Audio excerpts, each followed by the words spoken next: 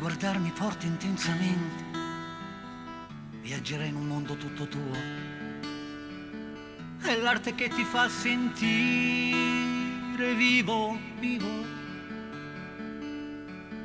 Tra tutti i suoi dipinti così veri si intrecciano colori tristi e allegri. Ti parlano di sé come un bambino e nel profondo intenso ogni ritratto si apre il cuore di un artista vero solo nel suo silenzio. Tra lacrime e sorrisi lui pittura, ci crede, è vita, è la sua vita.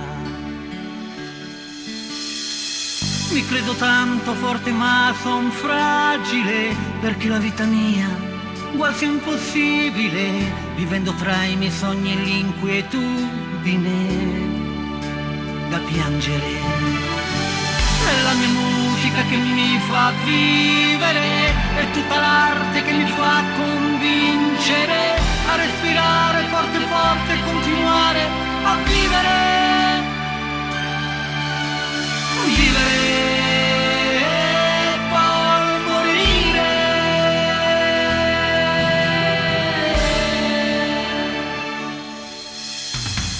È l'arte che ci fa sentire così forti e così veri, è come poi spiccare il volo senza avere neanche le ali e ritrovarsi in libertà tra l'incertezza e la cultura. Ma l'arte è vera, l'arte è pura, l'arte è vivere e poi morire.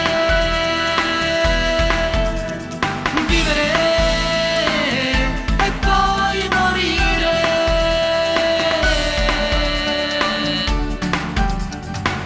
Mi credo tanto forte ma son fragile, perché la vita mia quasi è impossibile, vivendo tra i miei sogni e l'inquietudine da piangere.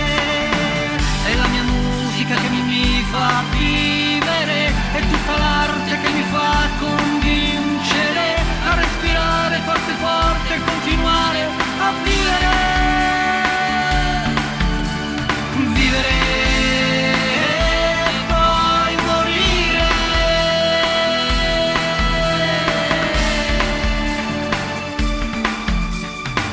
È l'arte che ci fa sentire così forti e così veri, è come poi spiccare il volo senza avere neanche le ali e ritrovarsi in libertà tra l'incertezza e la cultura. Ma l'arte è vera, l'arte è pura, l'arte è vivere.